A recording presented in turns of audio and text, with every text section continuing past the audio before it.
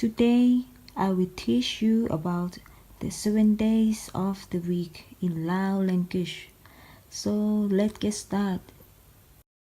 Monday วันจันทร์วันจันทร์ Tuesday วันอังคารวันอังคาร Wednesday วันพุธวันพุธ Thursday วันพฤหัสวันพฤหัส Friday วันศุกร์วันศุกร์ Saturday วันเสาร์วันเสาร์ and Sunday วันอาทิตย์วันอาทิตย์ and today is มื้อนี้มื้อนี้ tomorrow is มื้ออื่นมื้ออื่น and yesterday is มื้อวานนี้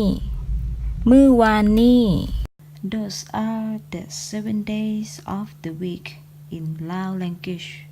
For the next video, I will teach you about the 12 months of the year.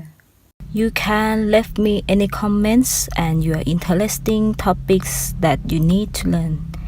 Don't forget to subscribe my channel for more video. Thank you for watching. Goodbye.